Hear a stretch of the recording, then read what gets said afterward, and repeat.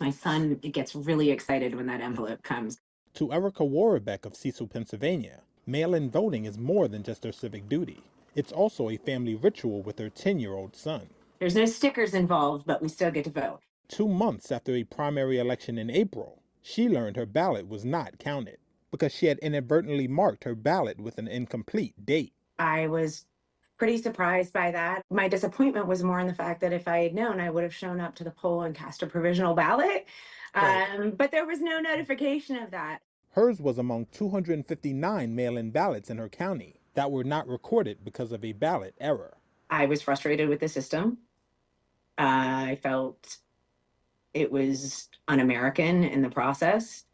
And I felt like my civil liberties were infringed upon. I mean, we live here because we have a right to shape our government. And how could primary results be accurate if so many ballots were not cast?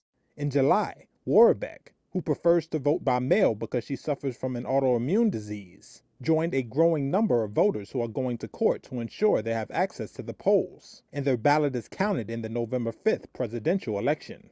Their cases are part of the roughly 70 election-related lawsuits filed in 7 battleground states, including Pennsylvania, according to a review of cases on Democracy Docket, a website that tracks election cases. After being approached by the state's branch of the American Civil Liberties Union, Worobec agreed to join 6 other voters from Washington County, near Pittsburgh, who sued their election board. It's about transparency. When you go and send in a mail-in ballot, there should be correspondence back to the voter to let them know that not only their ballot was received, but that it was also processed and counted.